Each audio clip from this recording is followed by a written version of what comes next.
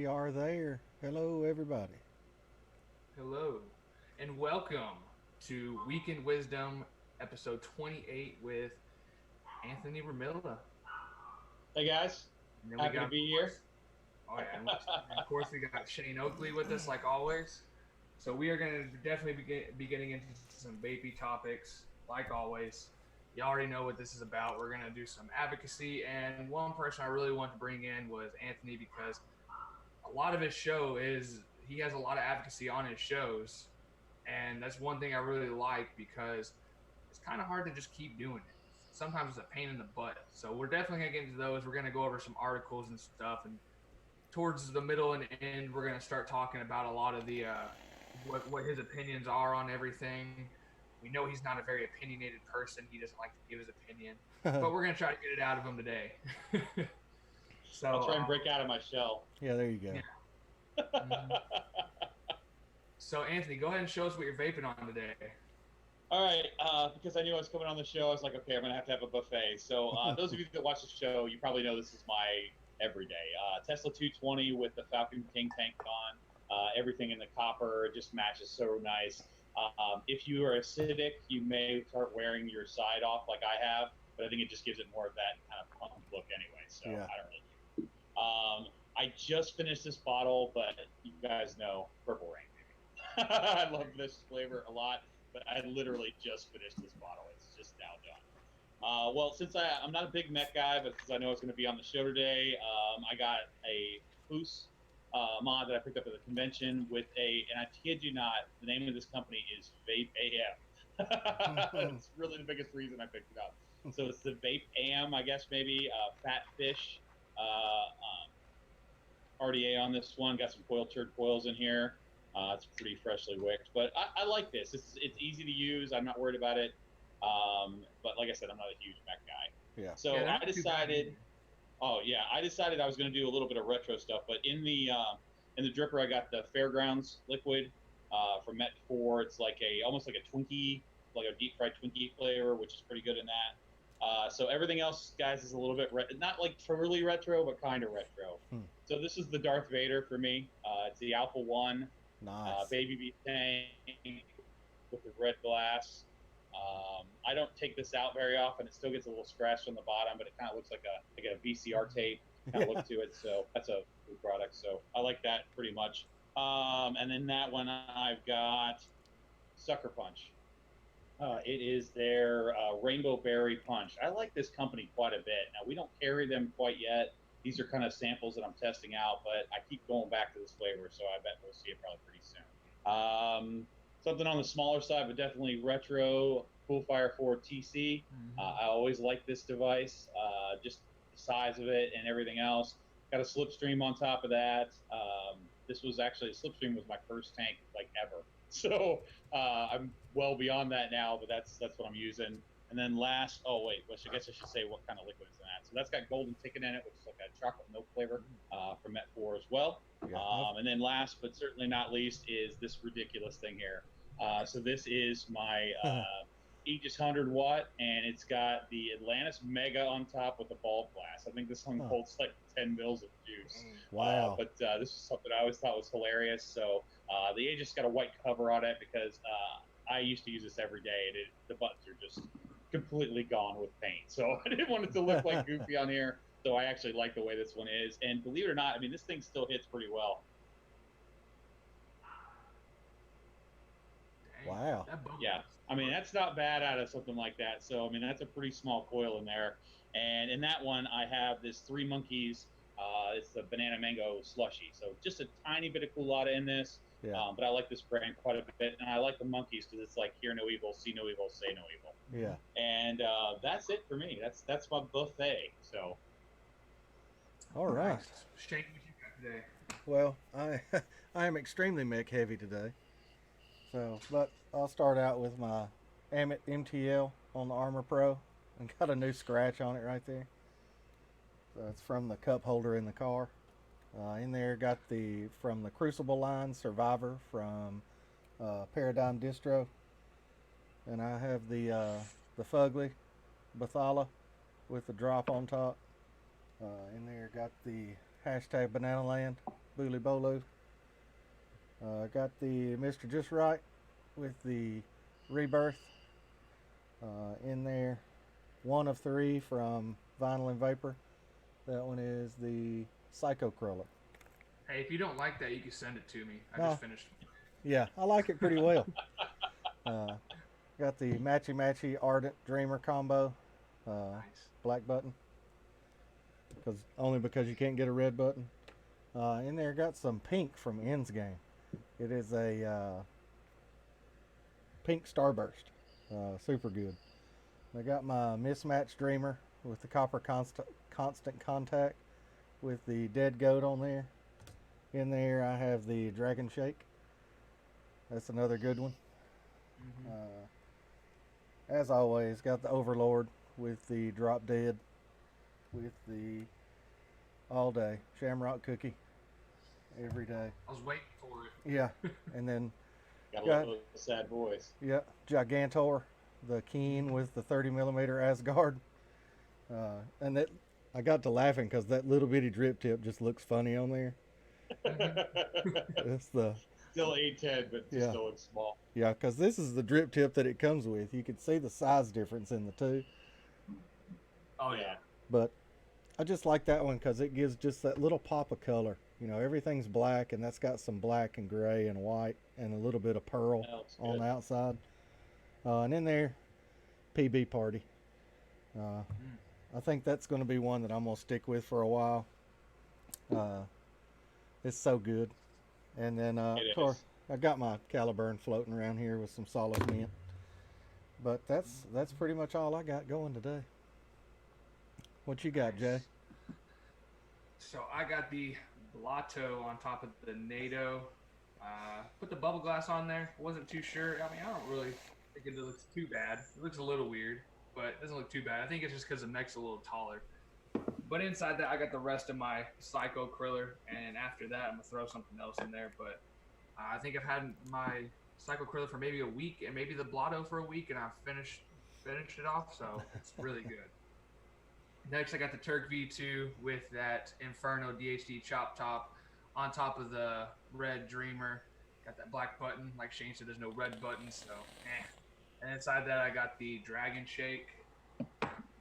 Next, I got the Kennedy Vindicator 21 with the 21-700 with the Apocalypse 25 on top, and then the Sparkle Maple DHD chop top. Inside that, I got some icing on the flakes. Decided to bring this back out, and I am really enjoying it.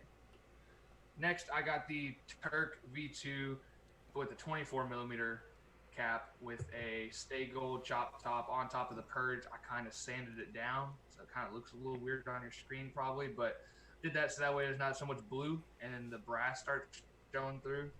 I had that polished up a little bit, and inside that I got some of that coil turd of liquid for vaping. That's good stuff.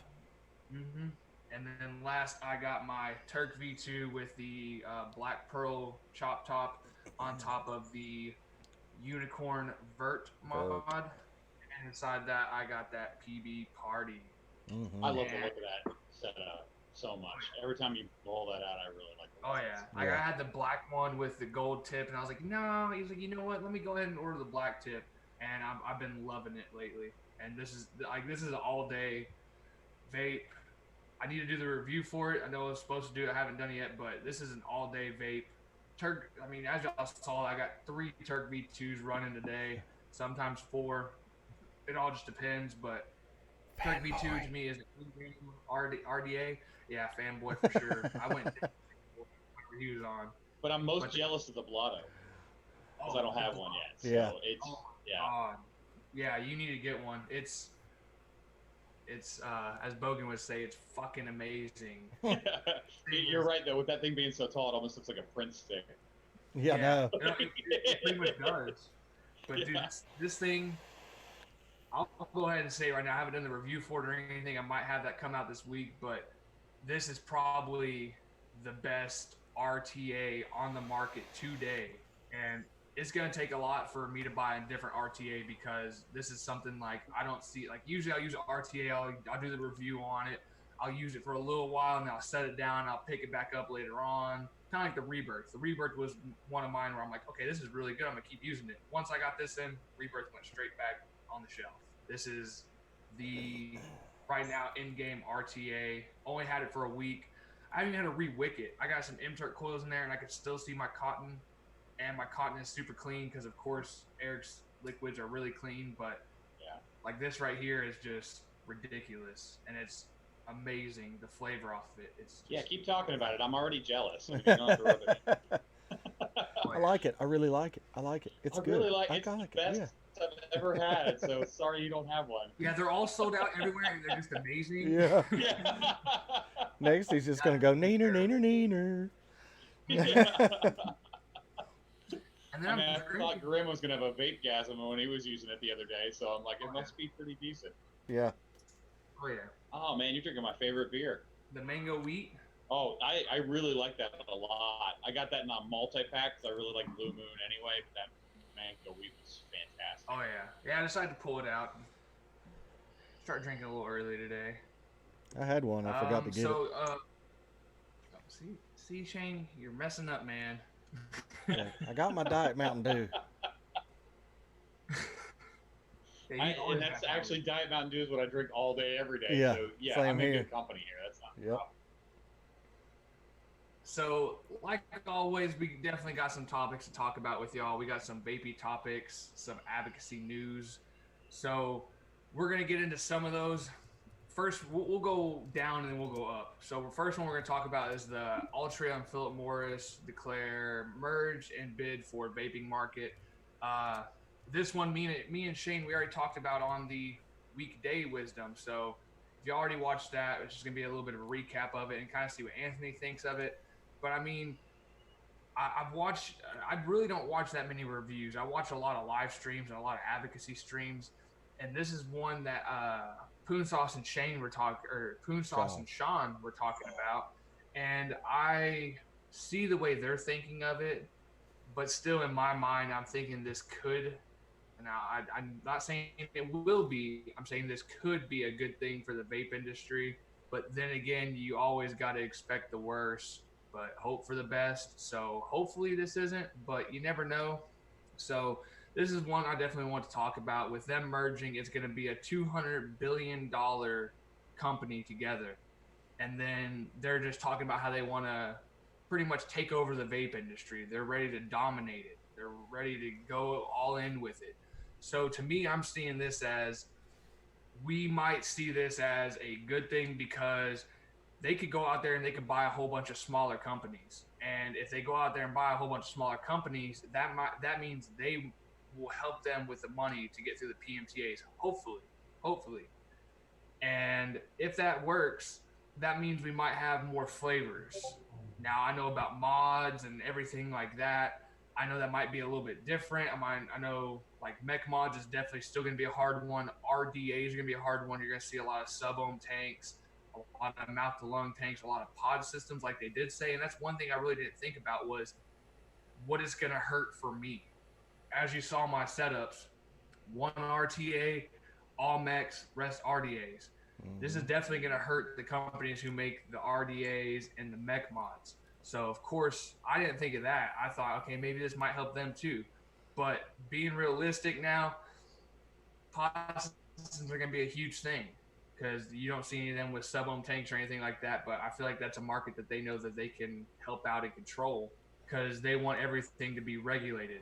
Okay, hey, if I put this coil in, it's going to read exactly what it says it is because they want something that's not going to be a little bit off or a little bit janky.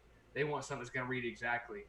And still in my mind, I'm hoping that this can help out the vape industry and them help people through the PMTAs because, I mean, all the flavors I had, I don't see those companies selling out to the to Altria and Philip Morris. And I'm pretty sure a lot of the companies that y'all had whenever, or a lot of the liquids y'all had whenever y'all are showing it in y'all's buffet, you don't see those companies as companies that will pretty much sell out to them. And I'm not calling companies sellouts. I'm just saying like sell their company or sell their rights to their company to them. But I mean, you have to do what you have to do whenever you have a company and you have to look out for your own company. It's not really looking out for yourself. It's looking out for a way of your life. If that's the way that you live and that's the way you make money, you're gonna have to look out for yourself. So, Shane, I know you already kind of talked about it. Is there anything else you want to throw in with that one? No, and I understand where you're coming from, but I'm not 100% on board that they're actually going to help these companies. Yeah, Uh, yeah, I think they may purchase the company just so they can have their recipes and their SKUs. Now, what they do with it, I really don't know at this point. It comes down to, do we trust them to do what's best for the vaping community? And I don't. I hate it. Big tobacco is big tobacco. Big pharma is big pharma, and vaping is vaping. It should be, everything should be completely separate. yep, They, and I understand why they want to get in the market, and we talked about that on Weekday Wisdom. You know, they want a piece of the pie. They're about that, how much money they have in their pocket. And you know, we've mentioned it before.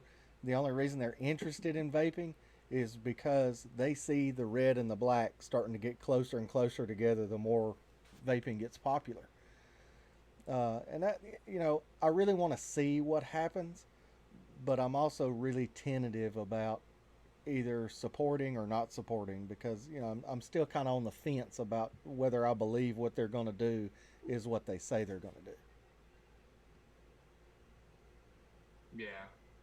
And that's a hard one because right now all we can do is go off assumption, Mm-hmm. and it's just hard to assume what's going to happen. It's just like everything else in the vape industry right now, looking towards one savior, looking to one group of people as a savior, looking to just the hobbyist or whoever.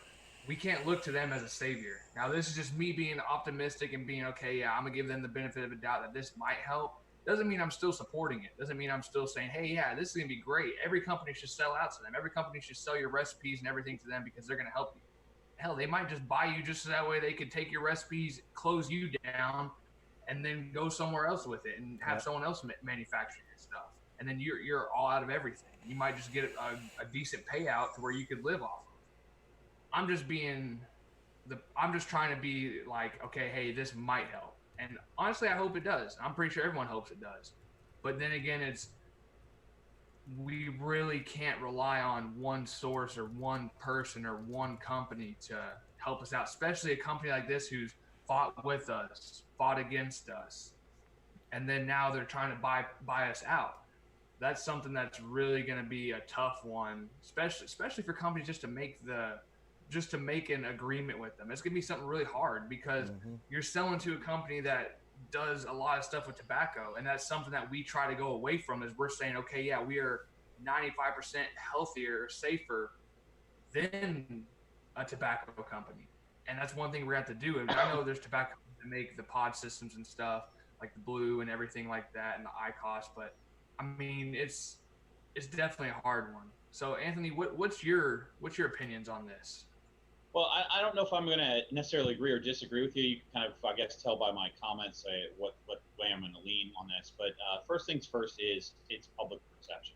Mm-hmm. Anything that gets attached to big tobacco is automatically have this huge hill to climb, because the public perception of big tobacco is you are the evil, you are the demon, you are the ones that have been killing people. So that's my biggest issue with this.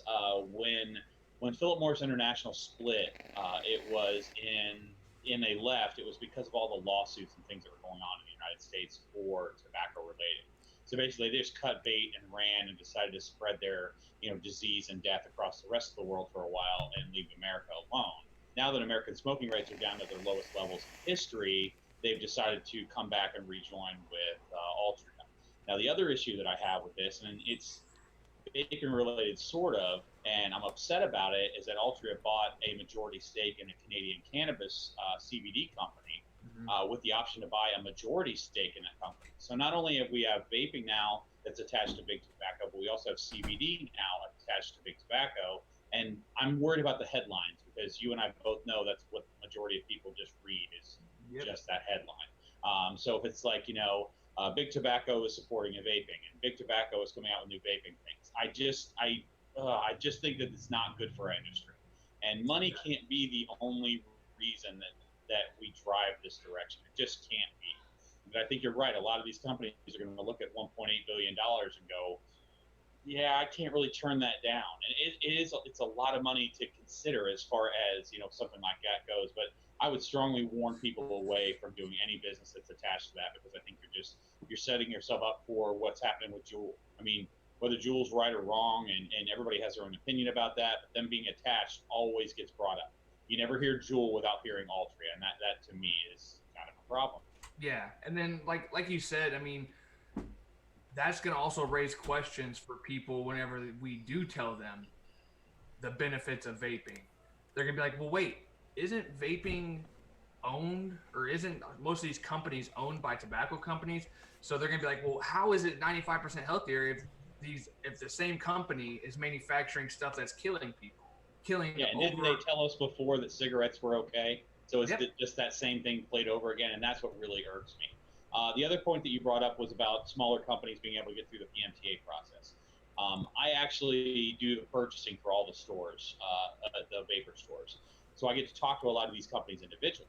And the cool part about that is about 75% of my manufacturers that I deal with are submitting PMTAs. So that to me was a lot higher than I was expecting it to be. I thought a lot of them were just going to be dropping off, but instead they're either getting third-party help or companies are joining together to go through this process. So in all honesty, this is much better than I was expecting. I just don't know if they're going to have enough time to get it done in time. Yeah. That's my biggest concern. Yeah, and I like my local vape shop, they sent all of their PMTAs in almost 2 years ago.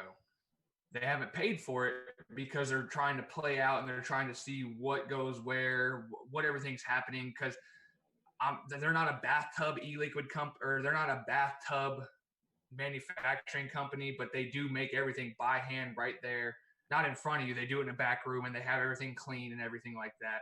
So I know some people it's like, and some people it's like, yeah, that's awesome, because they're worried about their customers. They want to make sure that they're making everything specific for their customers. And that's one thing I love about them, that they pretty much, once all this came out, they're still like, we're going to make our own liquid. We're not going to go to a lab, because if someone wants a 2 milligram or a 1.5 or a 1 or even like a 7, we want to be able to make that for them. We don't want it to be where they're like, oh, okay, I have to either have a 3, 6, or 9 or 12. They want it to be to where they can make whatever it is. So they told me it took them about a month to fill out all the paperwork, and they brought in new bottle sizes. So he said he had to pull it out and send off more. But he said once stuff does go through with the PMTAs, he's going to decide on if he needs to pay or not, or if he's going to pay, or if he's just going to just drop it completely. But he said we can make enough money off of liquids that we buy from wholesale. But the whole thing is we love it because we have such a diverse amount of people coming in, anyone from 70 years old to 18. And that's one thing he was talking about is you got the 70-year-old who's sitting there still with one of those little small, about the size or about the diameter of a ego pin aspire tank still. Yeah. Wanting a 12 or an 18 milligram at a certain VGPG. But then you have all the people coming in who have the sub-ohm tanks. They want a 3 or a 6. And he's like, I just want to make sure I can make everything personal to the people who are buying my products. And honestly, that's why I support them so much, is because they're not someone who's just gonna lay back and let something happen to them. They're like, you know what, we're gonna actually take control of this, and we're gonna say this is what we're doing. If they don't like it, then it's whatever. One second. Well, yeah, and the funny thing is, it's like I think the reason why people are nervous about having so many mixed liquids in a store is because of the 1 or 2 news headlines they saw where there was somebody mixed it in their house and there was some kind of issue with it. So they just throw all that in the same grouping and think, well, unless it's in a lab, it can't be right. And you're right. If it's clean, organized, there's lots of people out there that do DIY in their homes and are perfectly safe.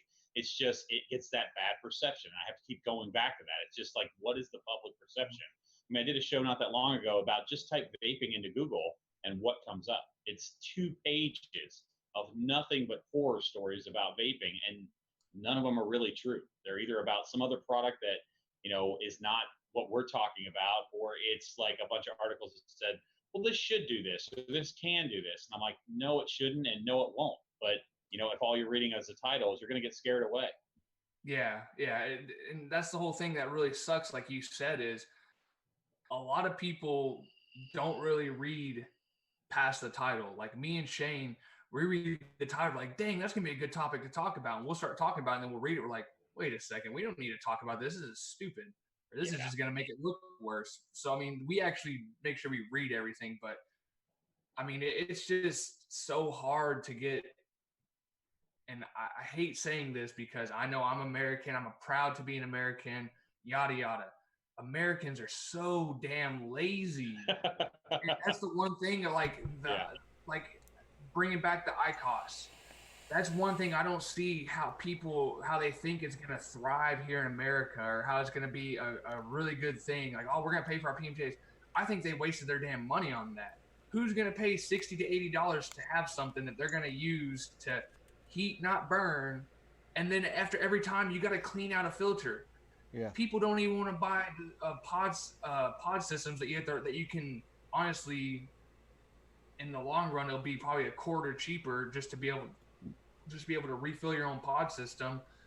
People don't even want to do that because they say it's too complicating or it takes too much time or all this and that. They can't even do that. What makes you think they want to clean out a filter if all you have to do is just the Juul proves your point about the lazy Americans because it's the most popular device and it's also the most simple. Right. You just put the pod in and suck on it. You know, I mean, that's all people, you know, or a lot of people want. But the funny part about that is all the people that are fighting for vaping are typically not Juul users. Like you don't see a lot of people that use Juuls actually fighting for vaping, you know, and I almost like the fact that it's called Juuling because it kind of like separates us from it. Exactly, it's like, yes. I am not a Juuler. I have no desire to do that. You are not a vape god because you use a Juul. In fact, you're the complete opposite because you use a Juul. We'll call him a vape douche. Yeah, no doubt, man. If you're a person that uses a Juul to quit, and like honestly, whenever I quit for the second time, a Juul is one thing that really helped me. I honestly, like everyone, the flavors suck. They're not their menthol, but their mint flavor and their cucumber and their mango is actually pretty good. I actually used a Juul to stop my second time, and I brought this up a couple times. But after like a week of using it, and be like, damn, I had to pay $20 for 4 pods every single time, and a pod lasts me about a day. Yeah. Screw this. I'll go back to regular vaping, and it took me like a week to realize that. And I think I sold my Juul to someone else, and it actually helped them, and they did the same thing. And I mean, yeah, there's room and there's a place for things like that. But if you're someone who's I'm going to use a Juul and that's going to be my in-game thing for the rest of your life, if it helps you get off of cigarettes, fine. But if you're just someone who's doing it just for fun and the Juul is your thing, I mean, you're an idiot, honestly. Yeah, when you've got pod systems like the AVP where it's got that one-way valve, you just push down, fill it up, let off. There's not even a plug to pull out. And that's one of the things I didn't like about the original pod systems was those tiny plugs. Yeah. So you're 60 years old, get the shaky hand a little bit. You're not going to be able to pull those tiny plugs out. So it wasn't for an older crowd. It was for, somebody that was able to do those things. We sell a lot of like mouth-to-lung POC-X's to older people because it's so much easier to deal with. Yeah. It's just like the Zero. It's got that little push-to-fill system. The Renovo. Yeah. Vaporessa. It's all the same. Yeah. I know. I don't know. They changed the name to revitalize that because that came out a while before the AVP and it had that fill system and I always liked that. Yeah, and honestly, like the Orion Q and Orion DNA and the Orchid pod system. Orchid is like my favorite pod system right now. The flavor on it's like amazing, and I heard that the Lost Vape stuff that they redid their pods and their flavors to be way better or whatever. I just don't really want to go spend the money on them, but I mean like those honestly I think are targeted to younger people. Now I'm not talking about like underage, but I'm talking about like younger generation of vapors. But yet I think those could thrive so much more with the older generation just because you twist it off, you fill it up, you put it back on. You don't have to sit there and pull a little plug like you said, or even like the push to fill. I mean, that's a great thing too. And honestly, I think some of these companies should start thinking more about that instead of just, this is if we throw a cool graphic on it, it'll make it look cool. I think they should start thinking about what makes it easier, because if they honestly look at it, how lazy people are, we'll make it easier. We'll honestly help your pocketbooks too. And sometimes, Yeah, and if they want to make it cool looking, or if they want to make it something that's stylish, then take a system and make it whatever shape you want it to, but use the same pods. That's the biggest hard problem for a vape shop. How am I supposed to keep up with all these pods? Yeah. Like, which ones do I carry? What's going to be the hot thing? How am I not going to end up with, 2,000 AVP pods because that fell out of favor somewhere? Yeah. I mean, it's a real problem. I mean, like the Sprite was really popular, the original Breeze was really popular, and I still have some stock of those items because so many new things have come out. It's like I only want to buy like a 2-week supply of anything because I know in 2 weeks some new pod system is going to come out with a completely different pod, and that's going to be the new hot thing, and this other stuff's just going to sit, and it sucks. Yeah. So when you're a retailer, you're just constantly guessing. It's like, okay, maybe this is going to be the hot one, and a lot of times you guess right, but sometimes you guess wrong. I wish pod systems sub-ohm tanks. Yeah, it's kind of like that, go ahead. Aspire did that Nautilus AIO, which still used the old Nautilus coils, which those were awesome. That's, Yeah, but that mod's not very good. I know, but the thing about it is they came out with the EQ like a week and a half, 2 weeks later. You have to give the product time on the market to see if it's going to work. Now, of course, that was, I can't say it's a failure, but it was not that great. So the EQ was actually better, but to me, they don't give it enough time to actually see if it's going to work. I think UWell does because, they came out with a Caliburn. It's been, probably 6 months. And then they came out with the Urn, which is a closed pod system. And I know it's different, but they're not doing, every other week. The Valerian V2, it took, what, a year and a half for that to come out? And there's not a lot of difference in it, but it's just slight upgrades. And I think because they gave it time on the market to see, let all the reviewers go through it and then take the notes. And then if you want to do a V2 or if you want to do something completely different, then start the process. Or if you have the process already going, say, hey, let's make these little tweaks and these little changes to this, and then release something that will fit the needs of the people that you're trying to get to. Yeah, and I'd say Horizon Tech did that pretty well for a while. It seems like they're speeding up their process a little bit right now. But, if they take their time, they come out with something like a Falcon, and then it's like, you're not going to beat this for a while. This is really good for a sub-ohm tank. I mean, I was a big Prince guy and Baby Beast guy and, stuff before that, and then this came, and it was like, okay, I'm not going to find anything better than this for a while. Yeah. And the sad thing is, like the Valerian 2, I'm scared of it because the Valerian 1 sold like crap in our stores. Yeah. They just did not sell well at all. And so people, like I said, that's a perception thing again. It's like, well, this is just going to be a repeat of that. Like, I was surprised the Crown 3 did as well as it did because that Crown 2 was just a horrible, horrible tank. Now, the Crown 3 was actually a big step in the right direction, but it took a little time for it to get some traction. Right. Yeah, that's what I was about to actually talk about is the Crown 2. I had that. It was all right. It's terrible. I couldn't give those things away. And then the Crown 3, when it came out, I was like, oh, damn, this is good. And then I stopped vaping for a while, and then I see the Crown 4. I'm like, man, maybe that's something I should try. But I wish pod systems were kind of like sub-ohm tanks where it's like, oh, this is Baby Beast compatible, or oh, this is compatible with this or that. I wish it was, and honestly, just to help the environment too. And I'm not a huge like, oh, Zen, help the environment type person. I recycle and everything, but like, it's not like my main priority. But could we all just have a pod, and if your pod cracks or breaks, you throw it away like a sub-ohm tank, and you just get a new glass or whatever. You get a new pod, but you just replace the coil. I wish that's how it was with everything, with all the pod systems. Yeah. You could just change out your pod. You could just, instead of change out your pod, you just change out the coil. Like I know on some like what was it, the Breeze? Didn't they do that also? Well, the original Breeze had it actually was an internal, like had a big stem that went on it, and you actually screwed it down at the right. But like the Breeze 2, that definitely did that. The Orbit TF, honestly, great pod system, and that's exactly what they do. Yeah. You replace the pod, or you replace the coils, but you buy pods and you break them. Yeah, and the new Lost Vape Orion DNA, it actually has, it's converted to an AIO, pretty much. They just made the pod with replaceable coils. And that I'm seems wondering if some of these companies are going to come out with some of their coils that are really good ones in disposable sub-ohms. right. I'm wondering if that isn't the next progression of Yeah. this, because And, they're and getting it, to the point where they're about the same cost as a coil, and it's like, well, I want an M1 Plus Falcon coil in a disposable tank. Well, yeah. here you go, Yep. $5. Mm-hmm. I have a feeling that that's what's going to go, because it's kind of that cross between a disposable pod system, but the flavor and clouds are going to be so much better. Yeah. And I think that's where we're going to end up, where your specialty tank things are going to be more of a hobbyist thing, and people are going to be after the coils and the disposables. Right. Personal opinion, but that's what I think. Yeah. I mean, it could be. And when you talk about waste, I always make this joke. I'm like, well, there's less pod systems on the ground than there were cigarette butts, so it's litter, harm reduction. It's litter reduction. Yeah.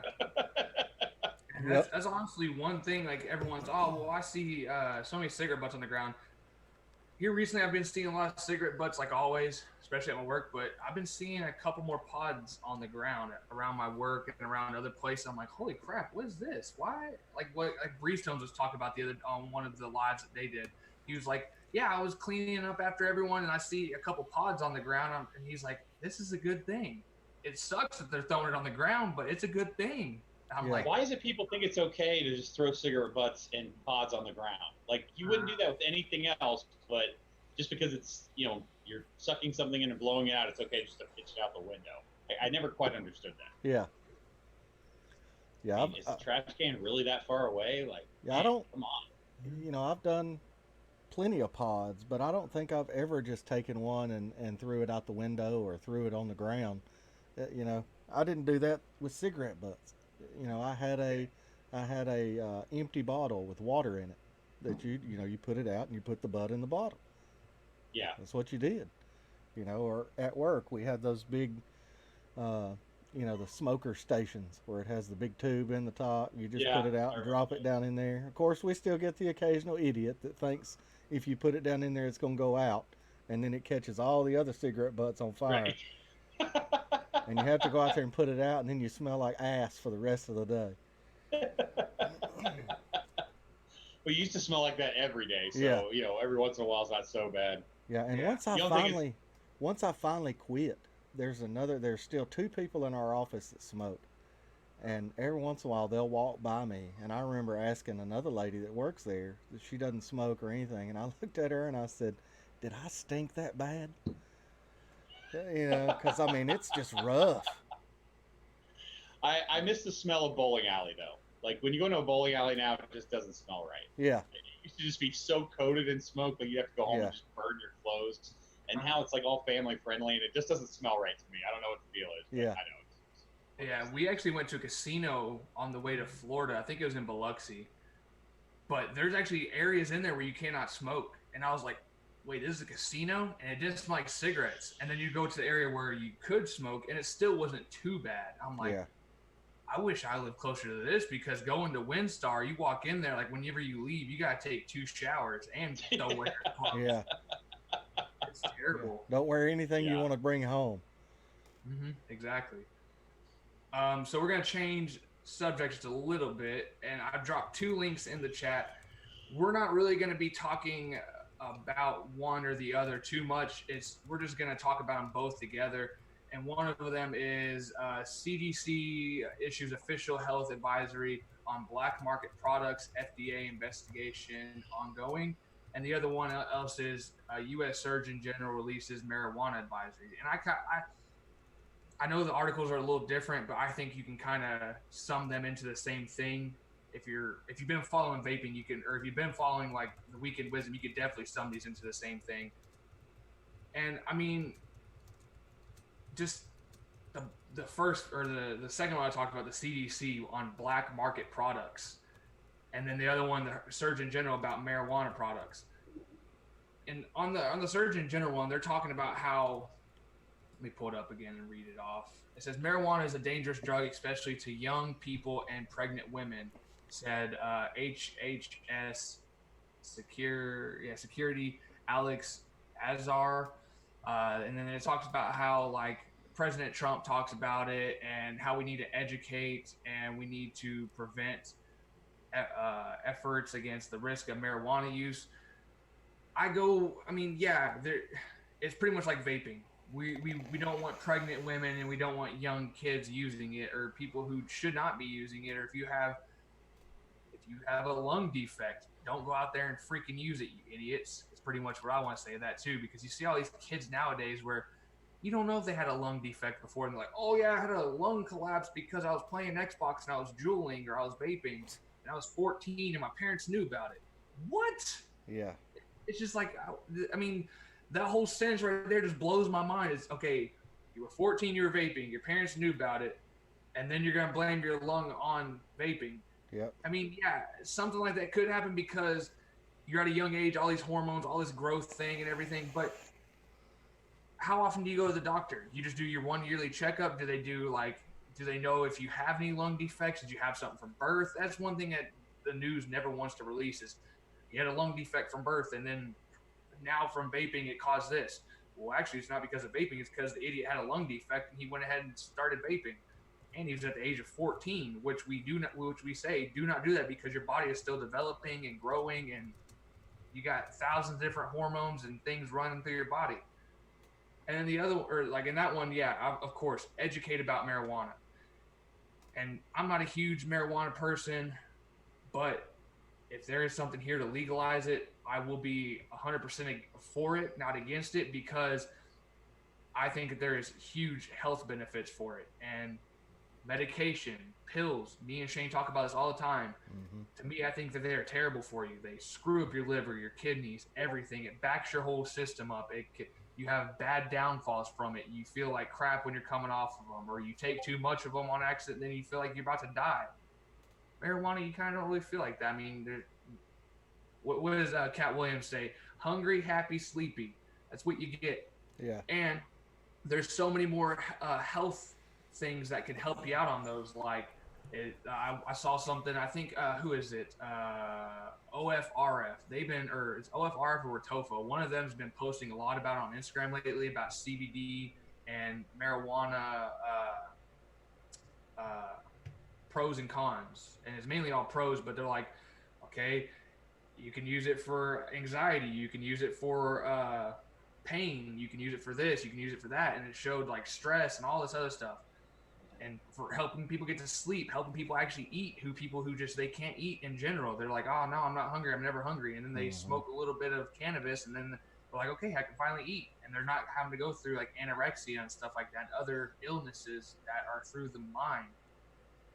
And I think that both of these kind of sum in with each other. Yeah, we need an advisory on it. We need an advisory on black market, though. That's why I wish these two were summed together and put in one, because we don't need an advisory on marijuana. We need an advisory on the black market products. Yeah. And I'm pretty sure both of y'all can agree on that. I'm not too sure on Anthony, what you feel about the medical and recreational cannabis and CBD use and everything. But to me, I think it's something that the United States could use and make it so much better, even if they do try to regulate it and say, okay, hey, well, you can only have a prescription, or whenever it's legal for recreational use, you can use it whenever and yada yada. But I honestly don't care what they do with it. I do care, but then again, I'm like, you know what? I just wish that this was just legal, because this could help so many people. Like, I have a mother who I talked about on one of my live streams about, who could definitely use this, and her doctor pretty much told her, can't have THC in your system while you're going through this program because you're using an opioid. If we find both of those, we got to kick you out of the program. Mm-hmm. But if marijuana was legal, we would definitely write you a prescription for it. And I'm just like, I understand that makes sense because it's illegal. But then again, it's like, why can't we just start fighting for this to make it legal nationwide? Because it's stuff that could just help out so much with so many different people. Like we've talked about kids who've used marijuana capsules or medical cannabis capsules to help them with certain needs, certain shakes, tremors, seizures, Tourette's, all these things. And it's I'll go ahead and say it. It's not a drug, but it's a drug that could help millions of people that the government's too stubborn to see that and say, no, we don't know how we're going to make money off of it yet, so we can't do that. Right. And all this goes back to government and them making money. And honestly, I wish that the government wasn't this stupid and they would just say, you know what, yeah, I see this as something that could actually help out people, and that's why I got put in office. And that's one thing I preached about whenever I was talking about coming into office, instead of worrying about the damn money all the time. Because honestly, it hurts my heart because seeing people, like, there's people who get made fun of for stuff like this, and who eventually commit suicide or do other things in life, or even they might even thrive in life and just become someone who's a motivational speaker because of the stuff they've had, or like a comedian and stuff. Like, there's a guy who has a stutter, and he makes fun of himself, and he made millions off of it, and he loves it. But this is stuff that could help so many people out there, and it just sucks that our government is just so corrupt with money where they can't open their eyes and see, damn, we could really save people's lives. We could really help people out in general with just helping out with one thing that's grown from our earth, and not having to add a bunch of different things just to help with pain or help with anxiety or depression, things like that. So, go ahead. Yeah. 2 points. If you want to know about side effects to medications, one of the best things, and this is going to sound funny coming from me, go find Jeff Foxworthy talking about medical side effects or medication side effects. Are you talking about the anal seepage? Yes. And it's hilarious, but it's actually true. You know, I mean, it's off the side of the. Now, it is multiple medications. He's not talking about just one, but there's all sorts of side effects that come from medications. And the second thing is, if they would actually, well, this goes for everything that has to do with FDA, government, you know, whatever. If they would actually look at the research that's been done about, you know, CBD and THC products, and, you know, to your point, it is a drug, but it's not a drug. It's more of an herb that's actually just grown, but it has a I can't say a psychotic effect. It has a not necessarily psychotropic. Yeah, psychotropic. That's the word I was looking for. Effect, and that's the reason that they want to outlaw it. But what's funny, and we were talking about this in in Discord not too long ago. Marijuana was not outlawed until prohibition for alcohol ended. So once prohibition ended, I think it was like Sean Typhon can tell me because we looked it up when we were on there. I think it was like 3 or 4 years after prohibition had ended, then they outlawed it. They always got to find something. Yeah. You know, it was fully legal up until I think it was 37 or 38 whenever they made it illegal.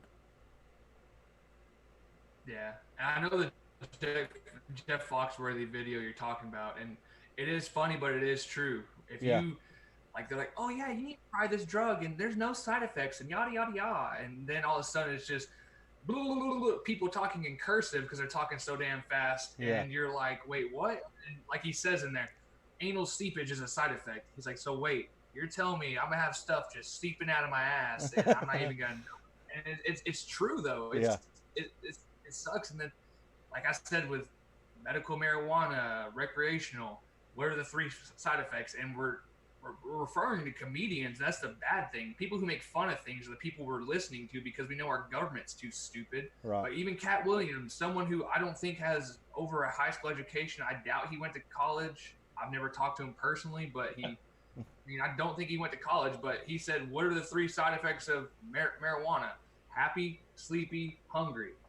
He's going to be happy as hell, and then he's going to fall asleep. And after he falls asleep, he's going to be ready to eat the whole house out. So you better hurry up and hide your food. Yeah. And that's one thing that I'm like, yeah, that's definitely the side effects. It's not like, oh, hey, well, yeah, you're going to die from it. There's no one who's ever died from marijuana. Now, doing stupid stuff while you've done that, maybe, but that's your own mental capacity and what you could or could not handle that you've done with it. But like we said, I mean, there's less side effects than if you take this medication that we're prescribing you, you can actually die off of it. And then you see all these things. Oh, if you've had a family member who ever died off of taking this antidepressant or this drug that was supposed to help with anxiety or pain, please call this number. You could be reimbursed for such and such. Yeah. It's like, you never see any of those for medical marijuana. You never see any of those for vaping. You never see any of those for any of that. I mean, it's just crazy. Well, if you Anthony, look what at are your thoughts on one thing? If you look at your, you know, whenever you get medication, if you actually look at that piece of paper, it will give you one line about what the medicine does for you, and then you'll have 6 or 8 lines of side effects that could happen. So I mean, just think about it. This is going to do this one thing, but it could cause this, or this, and this. So you have all this stuff that could happen, but the one thing that you need done will happen. But do you want to deal with that? Mm-hmm. No, I totally agree. So I'm going to make a quick joke here, and then I'll get into the spiel. But so I always make this joke that on drug commercials, you get 2 seconds of what the drug does and 28 seconds of side effects. Yeah. That's a very common thing. And there was one that came out that was supposed to help women with their monthly cycle to, slow it down or not have as much. And the side effects were blood clot, heart attack, and stroke. I'm like, I think I'd probably deal with the other issue more than the side effects or possibility. But anyway. So to answer your first question, I've been a proponent for cannabis longer than you've probably been alive, Jay. I've been that was kind of where my focus was all the time. So that's actually the reason I got into vaping in the first place, because I could see that that's where that industry was also going to go. So the first thing is people need to understand that they have an endocannabinoid system. That's probably the most important thing. Your body is hardwired to use CBD. And I think that's what makes CBD so much more effective, because you can use it for something as little as having a bad day, or something as extreme as like fibromyalgia or epilepsy. Yep. So it's got all it touches every organ in the body, every system in the body. That's why it's so great. But when you start using words like regulation, I think that's what scares people. We talked about this morning on another show. And I think what the deal is, we're not looking for more laws, because when somebody hears regulation, they hear mom and dad saying that you can't do something. And that's not really what this regulate. We want to be able to do testing to make sure what you're putting in your body is safe. That's really what this regulation is for. It's not to add additional laws, it's try to make something safe. But and I don't know how much you guys have been in the industry, but one of the things that in the cannabis industry that was kind of a common is, everybody bought stuff off the black market because that was the only place you could get it. And there was kind of like this thing in the cannabis industry where we all kind of trusted each other to bring good products. Like nobody was trying to poison anyone. No one was trying to add things to it. And so when you're getting flour, it was pretty easy to tell. I mean, just because you have a pretty box, you're not going to buy a bag of grass clippings and try and smoke them, because you'll know right away that that's not what it is. But that's the problem with these cartridges, is that liquid looks pretty much the same, and God only knows what could be in there. And I think that's where, people on my side of the fence, as well as the legal side of the fence, are like, hold on a second. We all used to work together to provide, the highest quality product we can. And now you guys are just going for a money grab, and you're killing people because you're just putting whatever you want in that. So I don't know, guys, if you guys would want me to show this on the screen, but I do have some of those cartridges that they're talking about sitting right next to me here with the packaging and everything. Yeah, so we're people good. can actually know what they look like. I just didn't know if it was a YouTube thing or whatever. Monetize me, I don't care. Yeah. All right, fair enough. So this is like one of them here. So this is one of the dank cartridges. That's what it looks like. A lot of copyright infringement on these. These boxes are available. You can just buy them off of a Chinese website and then put whatever container that you want in here. Yeah, isn't Dank Vapes an actual, just like a manufacturer for cardboard?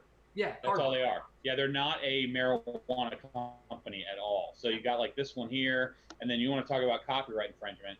I mean, there's another one right there. So these are the actual ones that you're going to see. Stay away from anything that has anything like this on it. Just stay away, because you have no idea what could possibly be in here. This is not coming from a company. This is coming from somebody making these things. I know people who rob people. So, I mean, it's just, I was able to get some access to those, but I'm not using those. I'm just keeping them as one of those things that I like to show people, because it's just like these over here. I'm not using these either, but it's just a point. These are candy cigarettes, and you want to talk about advertising to kids, these things are like 39 cents a piece. Okay. Yeah. So this is just as bad as what they're talking about. Why are these still available on the market? Yeah. Did you spend your own money on those cartridges? I did. I respect that. I really respect that you bought those for educational uses, not for you to use, but for you to use as education to show people, hey, if you use these, you could have this stuff that's going on right now. That's Because some awesome. people don't know what they look like, so they're going to think every cartridge out there is like that, and that's really the only ones that we're seeing the multitude of. Like, and the price is really low too, and that's something else you need to look at. If you're only spending $10 or $15 for a marijuana cartridge, you're not getting marijuana. Okay, nobody's going to sell those products that cheap unless you're buying like thousands of them at one time. Yeah. So that's always something to keep in mind. You know, good stuff's not cheap, and cheap stuff's not good. Just remember that, because that's really important. Now, I just went to the Cannabis Cup 2 weekends ago in Detroit. And when you see the packaging and the stuff that comes out of there, you can really tell the difference. But if you're underage, you're buying in the black market, you know, you're going to do stupid things because you're young. And that's a stupid thing. Don't do that. I would rather see you find somebody that has some flour and do that before I'd rather see you die off of one of those cards. Exactly. Yeah. Thank you. You're buying it out of Uncle Donnie's trunk. You know, don't do that. But you know what? And this, I'm going to bring this up just because we're talking about this subject. But to me, that's a precursor with what would happen in our industry if flavors were banned. Yeah. Because people would be making that stuff at home to make a quick dollar. You'd have no idea what's in it. And that's what would happen. And it's like, I don't want to see this happen, but it's a good precursor to go, if you guys ban flavors, you're going to see so much more of this than you ever thought was possible. Because somebody's going to mix something wrong or put the wrong mix strength in there, and people are going to die. That's why I like the labs, because they really test, and even the shops that do a good job of this, that's where you want to buy your stuff from. I don't want to meet a guy in a parking lot and buy vape liquid out of the trunk of a car. It's just insanity to me. It really is. And something, Vaping Life with Vaping Jason, he says, I quit smoking cannabis when I moved back from California from Oregon. I ended up on meds for depression and bipolar anger issues, problems I didn't have when I was using cannabis.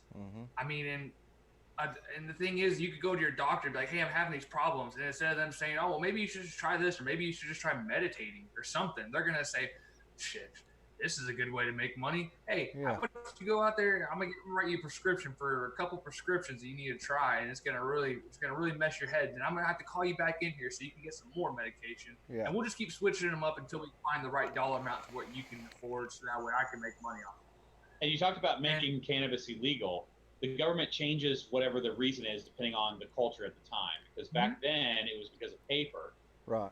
And then when there was a big, with Nixon and the Vietnam thing, most people that were against the war smoked. So it was for a different reason that they were going to arrest people or whatever. And it was realistically there so that protesters could be arrested. Yeah. Because protesting was legal, but they were smoking weed, so we could arrest them for that. So every time they find a different reason, like one time it's, you know, because it kills brain cells, and the other time it's because it makes you crazy, and none of that stuff is true. And calling it a Schedule I narcotic is insanity. The only way you're going to die from marijuana is if a bale of it falls off a truck and crushes you. That's really it. That's the only way that that's going to happen. And otherwise, you're going to sleep like a baby, but that's about it. And I know a few people that if they died that way, they would be okay with it. They're like, that's actually not a bad way to die, actually. So if you're asking me if I'm pro-cannabis, absolutely. 100%, no doubt whatsoever. And actually, half of our stores are now CBD just because Ohio finally said, okay, we're going to legalize it. And I'm pretty sure that I understand that, from what I understand in my mind, that you're pro-cannabis and CBD not because of the psychoactive effect, but because of the harm reduction, just like vaping. Like you said, you started vaping because you saw this is a harm reduction form for cannabis and CBD later on down the road. I've got extreme arthritis in my ankle. So if I have to stand for more than 4 hours, I won't be able to walk the next day. CBD allows me to live a normal life. And I just refuse to take pills. I will not do it. But when you talk about these news stories, when they talk about these deaths, I mean, even if there's 30 a day, they're not doing the stories about the 1,300 people every day that die from cigarette smoking. And when they're talking about marijuana, they're not doing stories about all the people that die every day from heroin overdoses. You know, they're picking and choosing because it's sensationalized because it's one or two people. In all honesty, if 30 people died every day from marijuana use, but it curbed everything else, it's the greater good. I mean, it sucks that anybody has to die. But if you go from 1,300 deaths down to 100 deaths a day, you're still making huge changes that are for the good. Yeah. Yep. Um, so we're gonna switch a little bit up again, and we are gonna start talking to you about some of the regulations and everything going on in the vape world. But first, I kind of wanted to hear what your vape story was and how your journey became along, and how long have you been vaping and everything? About 3 years now. It is an interesting story. So I was a cigar smoker, like cigarette. I would smoke about 8 of those a day, something like that. It was pretty bad. And I was involved with the cannabis industry a little bit too. So I had seen that the cannabis industry was going to, or vaping was going to be legal in Ohio, but that was all that it was going to be. So I saw an ad for a vape store, and I'm like, well, let me apply. I was not a vapor when I applied for this job at the vape store. I wasn't yet. I actually bought my first vape after the interview process. But what happened was I went to YouTube college basically. I saw all the stuff that was included with vaping, and I just jumped in like with both feet. And my concern was like I had not heard any of this truth before. So after I had worked for the company for maybe 6 months, I told the people at work, I'm like, I'm going to start a show. I want to do something that is just strictly news and advocacy. There's tons of reviewers out there. They're always talking about new products, but there's a ban in this state, an 83% tax in this state, and nobody's talking about this stuff. So eventually that's what happened. Me and the other guy that worked there, we decided, hey, we're going to do this. He bought a $1,200 iPad, and we started doing shows. And then the next thing you know, it really did catch on, and we started doing parodies and all kinds of other things. But for me, it was just the light switch just turned on almost immediately. And I know most people, they smoke for a little while afterwards. 3 days, I was done. I was absolutely done with cigarettes. The flavors were so good, it was just silly to me. It was like, I went back and tried a cigar later on, and I was like, why would I ever do this? It's so nasty. I mean, it just coats the inside of your mouth, and it's just disgusting. So yeah, I got into vaping on the day that I interviewed for a job at a vape store. Nice. So that's basically my story. Nice. But yeah, I had been smoking for a good 20 years before that. 3 days. That's 3 days, and I was done. Dang. That's kind of like Chris Vandal from the Amigos. That's what he was talking about too. Is whenever he got the job at Local Vape, is kind of whenever his vaping journey actually started, and that's really cool. Yeah, I thought that vaping caused pneumonia before I came on to the vape scene. I was like, all that wetness in your lungs has got to be just bad for you. It's probably what causes pneumonia. Yeah. I literally did, and that's why I worked so hard to try and get the truth out, because I know there's lots of people like me who are hard-headed Italian people who talk with their hands.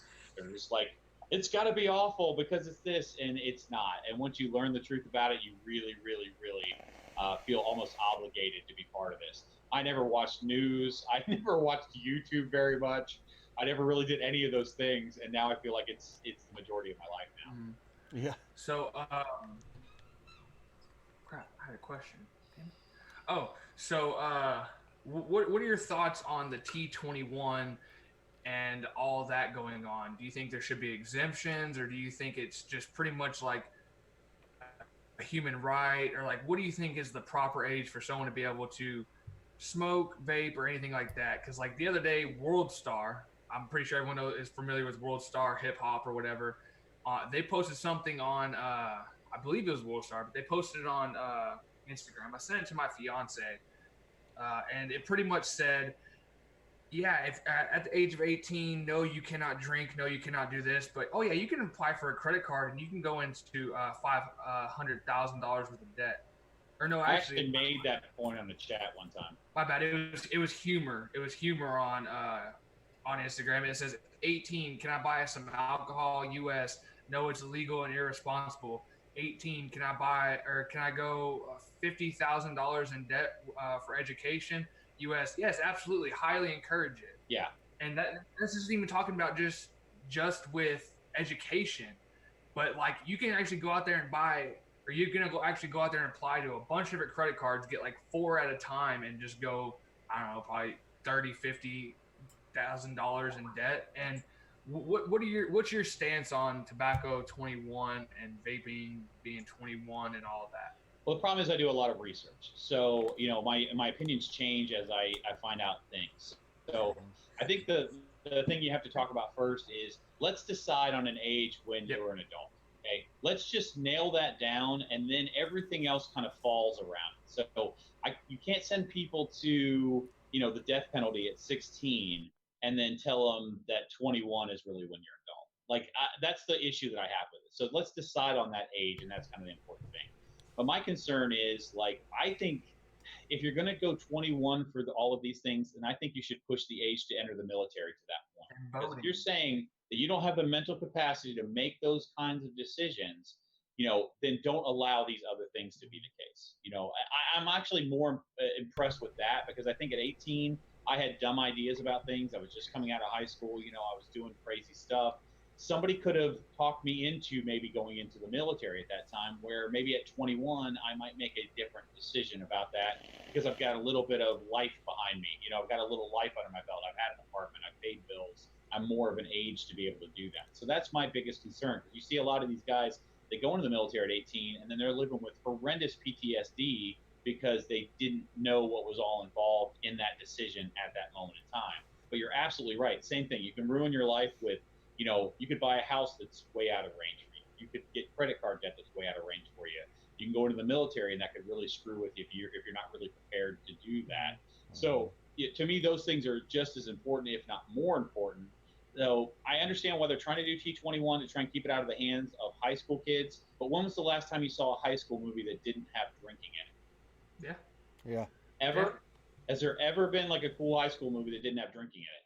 So kids are going to find a way to get alcohol. We've already seen that be the case. Hawaii is a great test study for this, because they've been tobacco 21 since 16, and they're one of the highest vaping underage communities out there. So it's great for lawmakers to say, like, we are trying to do something, but realistically, we all know what needs to happen. There needs to be harder consequences for retailers selling to underage, because they're the ones that cause the epidemic. Juul didn't cause this epidemic. Nobody's going to Juul headquarters at 14 years old, walking in the door, going up to the receptionist going, hey, can I have a Juul?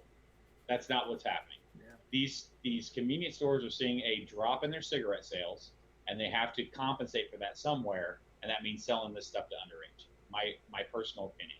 And I think if you get 2 strikes or 3 strikes, they take your business license away. Make the consequences severe. And I don't know why. I really don't know why they can't come up with a system where you just have to scan your driver's license when you buy alcohol or tobacco products at a convenience store. Our technology is so great in every other area. Why can't it just be a little, give me your ID? Like, going into it, you're going to have to hand your ID over. They're going to swipe it. So that way, if you're buying 25 Juul pods a week, it's going to send up a red flag. Yeah. Like, why does that not exist? They do that. You're reading Shane's mind. Yeah, they do that with Sudafed. Sudafed. You can only buy so many things of Sudafed. So you're right. Why not set it up the same way? And I took my driver's license. We use scanners at where I work to track the wire harnesses that we put through the warehouse. So I took one of our scanners and my driver's license and went into Notepad and scanned it. What showed up was all of my information, date of birth, expiration date, address, everything. How much would it take to put a program together that would put that in the vape shop? It wouldn't take much. Everybody, or in the convenience stores. Yeah. That's my biggest thing. It's like, if you see the same ID swipe several times and it's the owner's, you'll know what he's doing. Right. But all that will send up red flags. The other thing is, Jules said they're working on a program to put out to sell to the shops and things like that, so they can actually scan the IDs. What I want to do is I want to create a program and give it to them. I agree with that too. There's not a lot of money that has to be involved in that. I know people that are programmers. I know people that could do it probably on the side. And there's no way it could cost that much to write that program. Now, somebody else mentioned another show that I did this morning. He was talking about serial numbers and basically making it so that if some kid gets caught with it, you could look at the serial number on that and then be able to track it back to the store that they sold it from And all you'd have to do is go through their receipts if we were actually scanning IDs to go, yep, this is the person we sold this to. Yeah. And if they saw a consistent basis where this guy was, kept showing up 3 or 4 times with, kids that had this, you could go right to him and deal those consequences to the person that need it. To me, it's a no-brainer. I don't know why this doesn't exist. If it did, we would have it in our shops. Right now, we just have like one of those scanners that tells me if the ID is, overage. Right. And we're doing what we can, but Yeah. the technology just should be there. It really just should be. Well, it's like I told Jay, the brick and mortar that's over close to where I work, I've been going in there for a year and a half, 2 years now. He still cards me every time, just so he has it Come on to a video. vapor store, you're gonna get carded every time. Yeah. Every time. And we're Because the FDA sits outside of our shops and takes pictures. Oh yeah, yeah. He's like, I just want it on video, and I make all my employees sign a waiver. Well, not really a waiver, but like a training form, where they have read and signed off. Hey, I was trained to ID everyone, no matter what. And he keeps all those records. Yes. So in case somebody does come along and say you didn't get ID'd, he has video evidence and he has signed training records for every one of his employees that runs the register. So he is extremely... Now, what do you guys think about people from 18 to 21 using zero?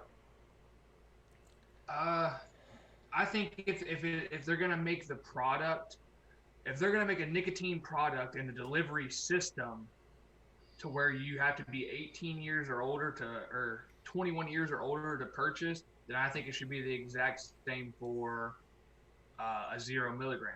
Mm-hmm. And that's just me though. I think if we're, like you said, if we're gonna make one thing, we need to make it all. We don't, just that way there's no second guessing.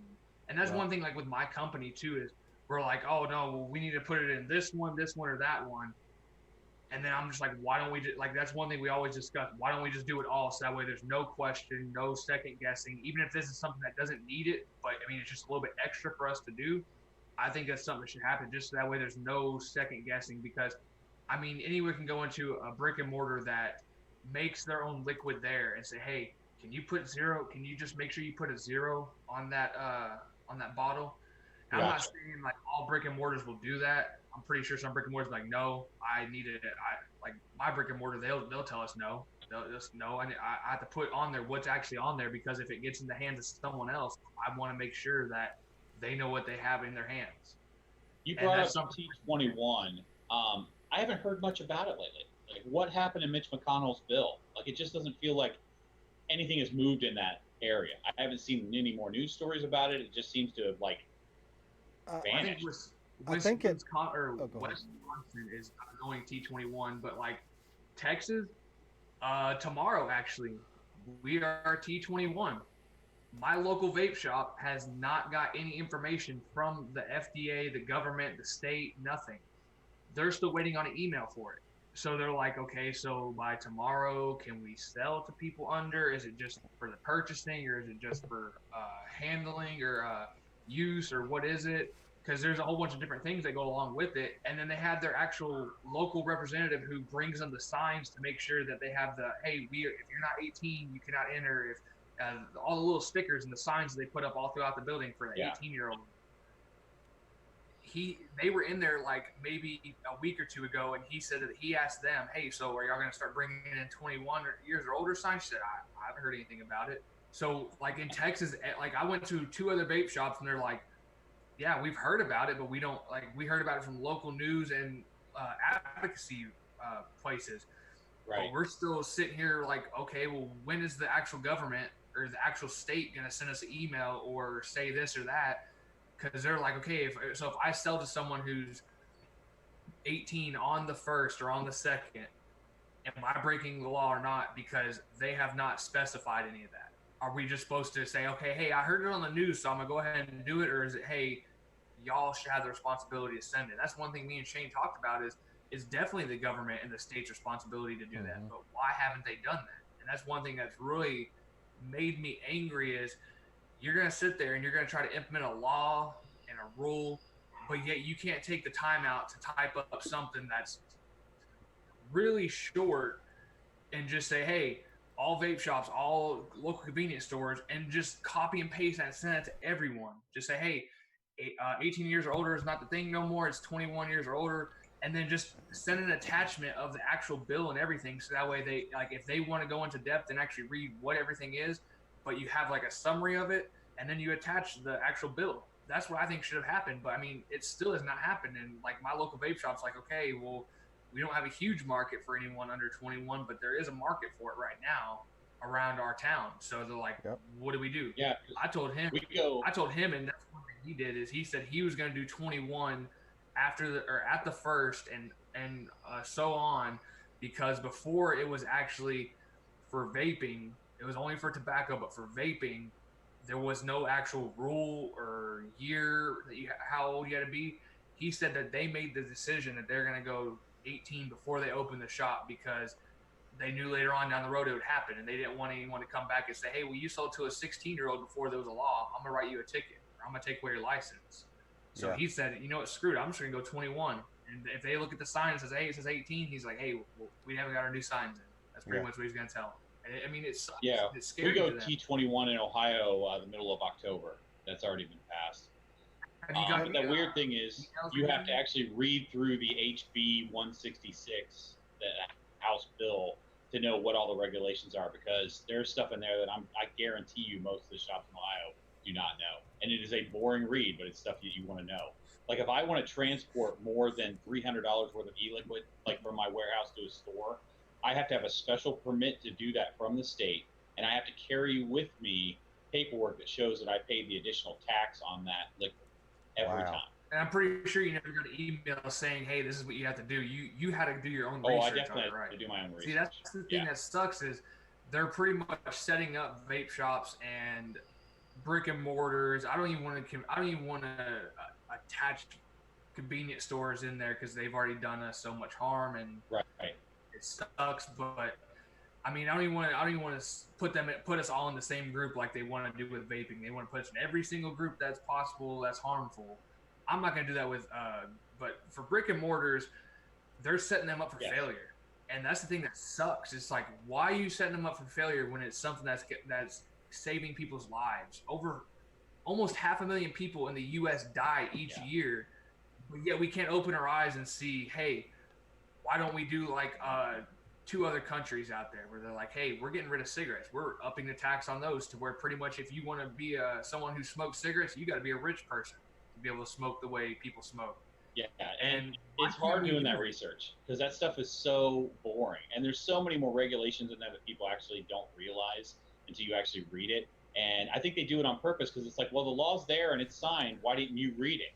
It's like, man, have you ever tried to read one of those? It's so much lawyer lingo and stuff that's even hard to really understand. And I know people in Ohio are not going to have the paperwork ready that they need to from the get-go.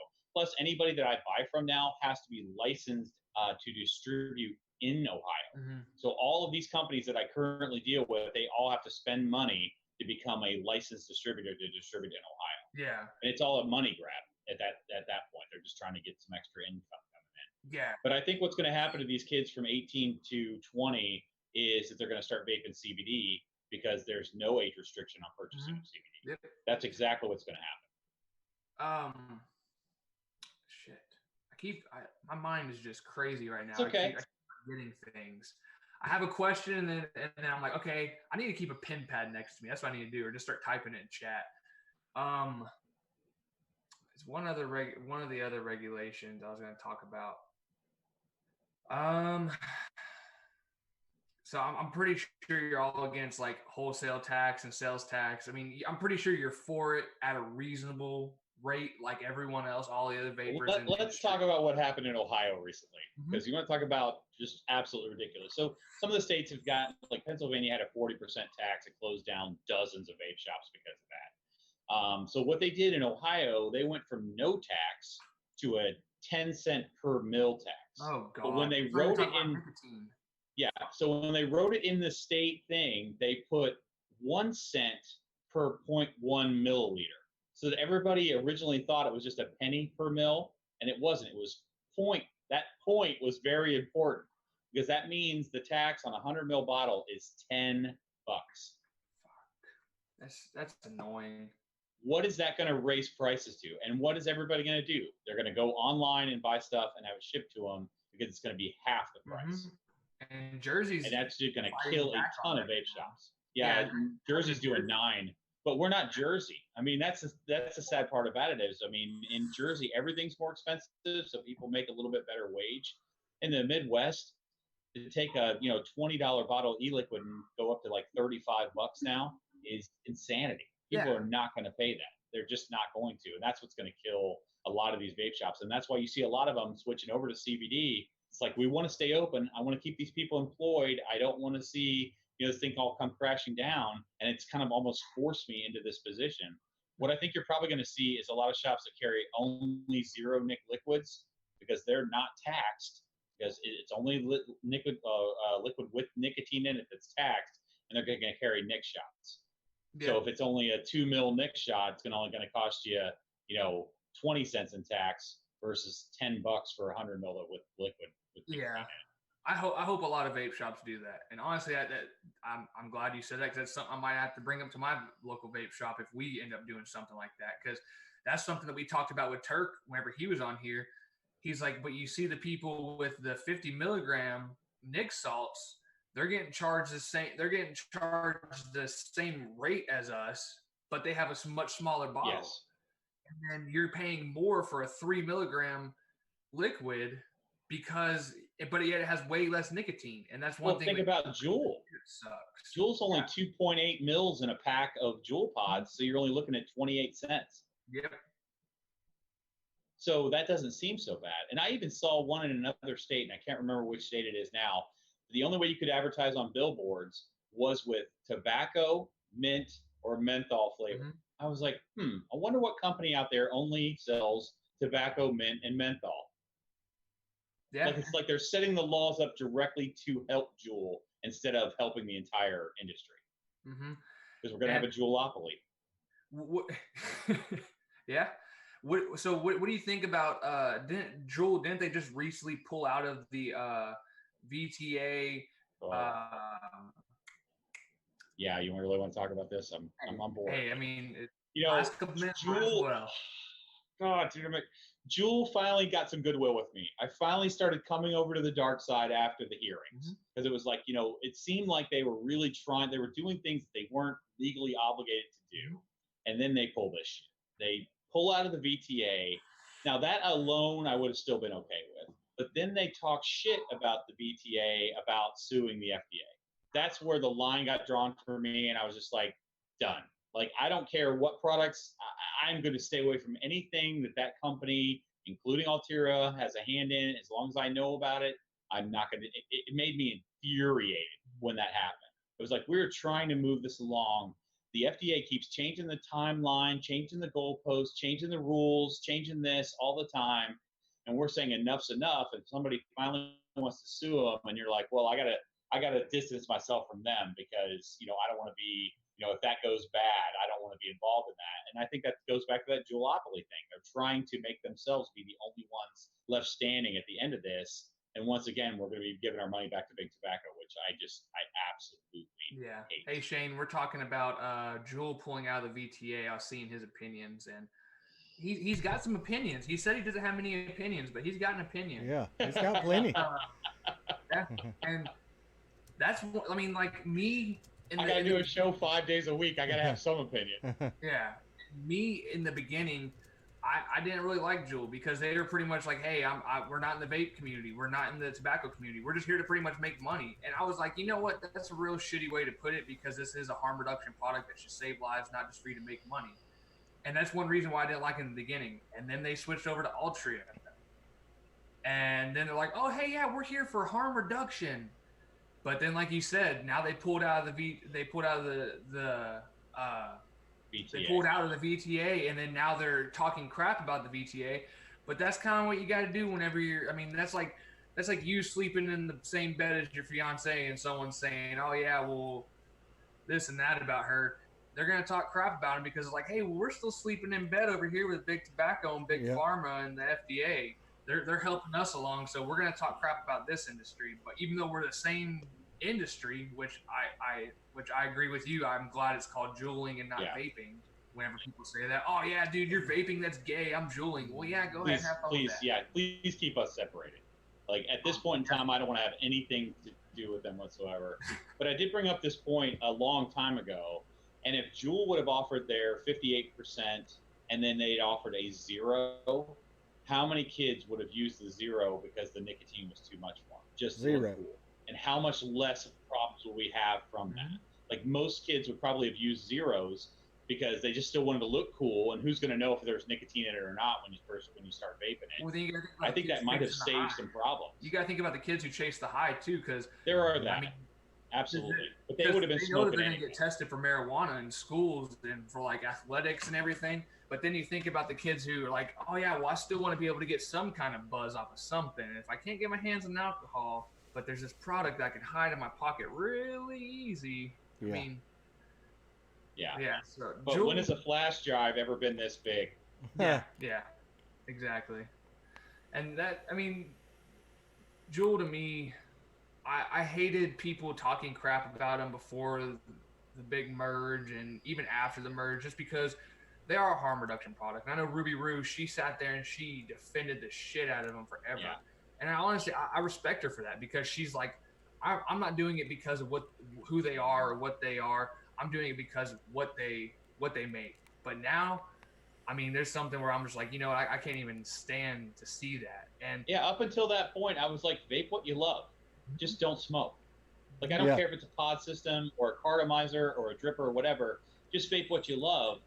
But at this point, it's hard for me to buy this vaping from Hitler is kind of what I feel like. It's like, that's the line that I can't cross over, and it sucks because if they really do control as much of the industry as all of these statistics say, it was just a bad move. It made us all really, really upset. So I'd like them to be their own entity. So maybe if they crack down on them instead of the rest of us, maybe that'll work out better for everybody. Yeah. But they like to put everyone in the same group.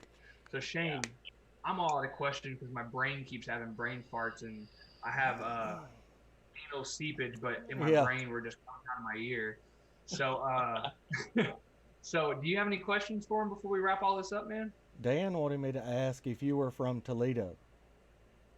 No, I'm actually not. And it's funny, I've lived all over the country.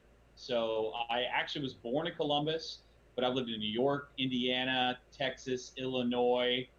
I think that's it. Yeah, so I've lived all over the country. I've had more than 75 different jobs in my life. I'm one of those guys that have done pretty much everything from carpet cleaning to auto repair to, you name it, I've probably done it. But when I got into vaping, the one thing I really felt like was this family. A lot of other jobs, you just go in, you punch a clock, you get your thing done, you go home, you don't ever talk to people. Right. With vaping, it was more of this family aspect that people really cared about each other, and they wanted to see people do better. When you were a smoker, you were a leper. You were out there by yourself. You hit your cigarette as many times as you can and get back from break. But now as vaping, it just feels like we've all kind of come together. Like all of these individuals have finally found a home to come together with people that respect and want to encourage them.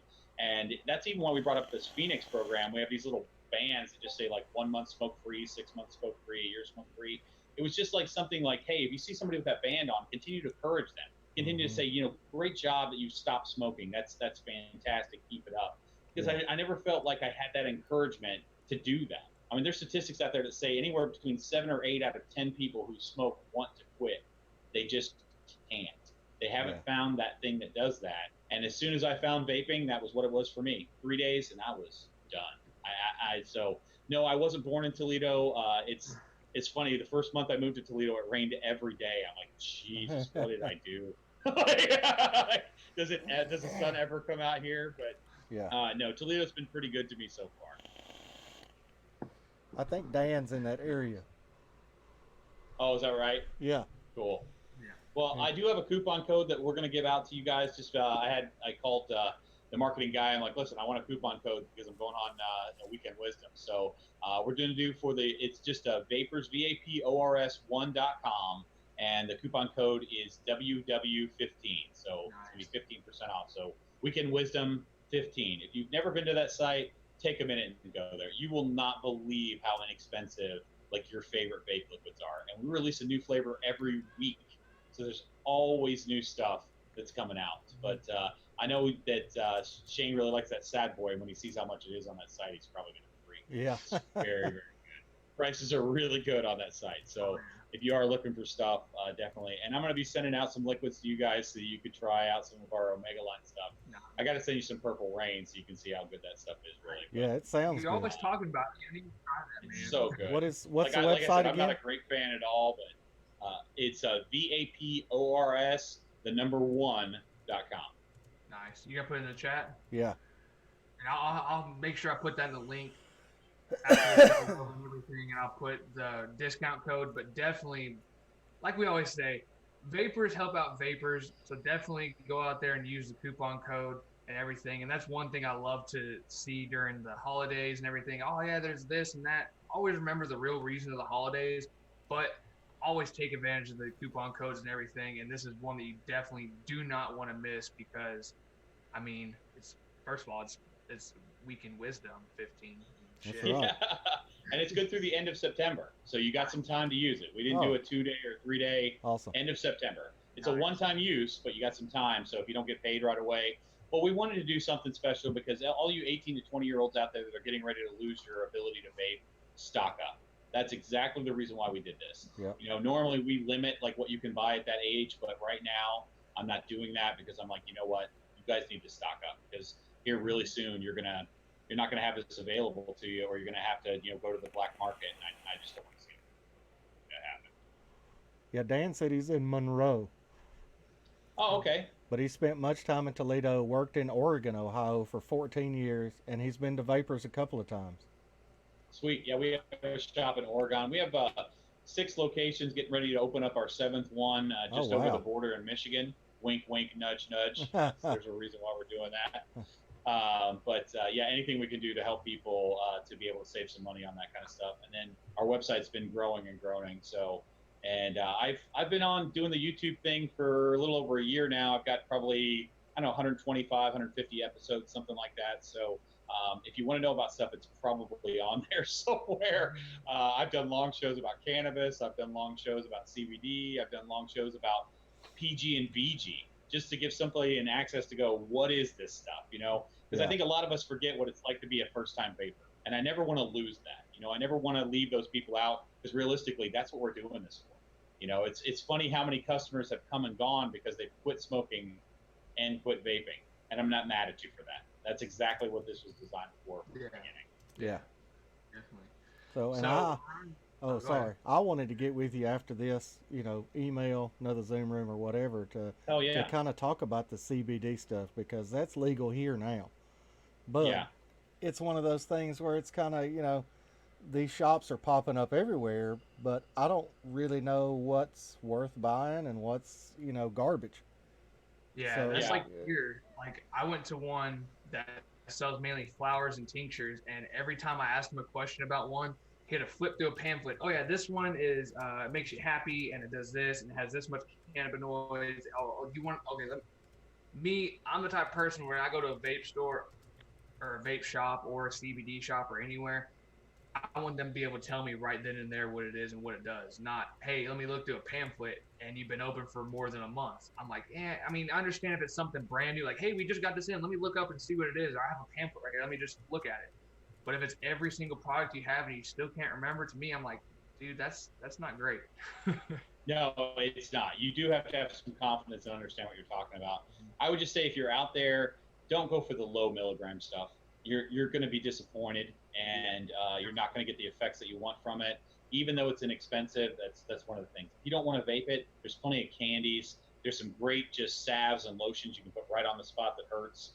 So if you're not a vapor and you still want to try CBD, there's definitely a way to go with that. The name of our channel on YouTube is actually Vapors TV, and it's the VAPORS one. So, come and see me in the mornings. It's literally, my shows are like 15 minutes. They're not real long. It's just to kind of give you that quick start of the day to go either get you mad or get you thinking, one of the two. I try and keep it lighthearted as much as I can. Oh, yeah. Oh, yeah. Yeah, Dan also asked where in Michigan is the new store opening? I will let you know as soon as it's open. Oh, okay. because he works for Yeah, IVC. it's oh, okay. in Yeah, I will Roseville. definitely let you guys know as soon as it's available. It's just we just got keys for it, and I'm not supposed to spread out the address until we're ready to go. Okay, So I gotcha. promise, as soon as it's ready, I will let you guys know. Nice. Yeah. Nice. So we're running down to the very end. Shane, any other questions you have? If not, what do you want to, anything you're promoting? And then same thing for you, Anthony. No, I don't have any more questions. You know, I apologize, didn't get the video out this week. We'll get it out this coming week. We had some very, very significant things happen at work, and might end up being good for me. Who knows? But we'll find out next week. Uh, but I will get that OSHA versus FDA funding. I've been doing, still got a little bit of research left to do on that because I want to bring the facts. You know, no assumptions, no nothing. You know, just straightforward. Here it is, blank for blank. You know, and that's pretty much. We got actually another show after this. I think it's 6:30 Eastern time over on that guy Matt's channel. Yeah, 7:30 Eastern, 6:30 Oh Central. yeah, 6:30 our time. Sorry. Uh, but yeah, it's gonna be great. We'll be over there chatting with Matt. You know, Logan is having his commitment ceremony, aka wedding, and so he won't be there. And Matt wanted us to come on with him, so we'll be doing that later on tonight. You know, as always, always let your voice be heard. Make yourself known, and really just, you know, if we can inspire that one person to really decide, hey, I want to do advocacy, you know, that's what we're here for. So thank you all for being here, and that's it for me, man. What you got going on? Oh, and Anthony, real quick before you start promoting all your stuff, and Sure. make sure before we, or once we leave, we'll get in the other Zoom room. You can we'll stay in this one or whatever. You can send me all your links, and I'll put them in the description and everything, so that way everyone knows where to check you out. But let them know all your links. But Oh My Lanta said if you need a CBD wholesaler, the Helping Friendly Salves Company is the best, and I know they go through them a lot. So that's someone you should also get in contact with, maybe, because they do have some really good products. I definitely need to try out. Cool. Yeah, CBD companies have been coming out of the woodwork lately. Yeah. Yeah, since I put CBD on the website, it's like I get probably 20 calls a day from, you know, Bob CBD, who tells me his stuff's the best. It's like, well, send me a sample. Let's try it out. The thing I really like about theirs is they have all the information you need there for you. Like you're not gonna order something and be like, well, I mean, will this get me in trouble? They have everything ready for you. So I mean, definitely that. I mean, I'm pretty sure he's gonna message you after this or something, but that's something that'd be really good too. Very cool. Very cool. Go ahead and promote all your stuff, your channel, your. All right. We do. I do a Vape AM show Monday through Friday. Usually around 9 a.m. is when we release it, but you know that changes sometimes depending on like Shane was saying, things happen at work, and that is my work. So that is on Vapors TV, and then we also do some parodies from time to time with that as well. I've been doing a live Instagram show on Friday afternoons to do some random liquid tastings with a couple of my really funny guys that work at one of our locations. That you get some real like reactions to liquids, so I like to do that. You know, the biggest thing is that, you know, we're trying to get that, you know, website really rolling. So that's just you know, the vapors1.com thing. But you know, my tagline is always the same. I mean, I don't care where it is I'm talking to people about it, no matter what show that I'm on, whether it be the NVR network, whether it's here with these guys. It's you got to stop smoking. Oh, you're gonna die, all right? Oh yeah.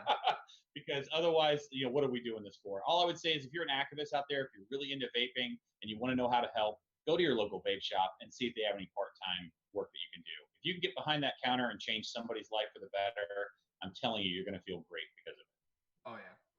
So pretty much I just have a couple of videos coming out this week. I'm gonna try to get 3 out this week, like always. I mean, it just depends on how things are going and everything. I got a long weekend, so hopefully I can get some videos up and edited and everything. So definitely check out my channel. Check out Shane's. He's having that FDA verse.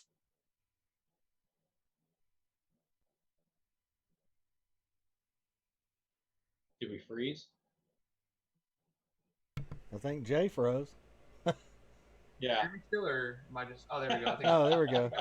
You just froze for a second. Yeah. But like I said, videos coming out this week, so I'll definitely be having those. So make sure you're on the lookout for that. But other than that, let's just vape on, y'all, and let's get off our asses. Let's get out there and do something. Don't get mad, but get motivated. Become an activist, become an advocate, fight for your rights, and let's all do our part. Yep. And I vape, like I your vote, shirt- baby. So That's until your next vote, week, episode 28, Shane and Anthony, we are out. We'll see y'all later.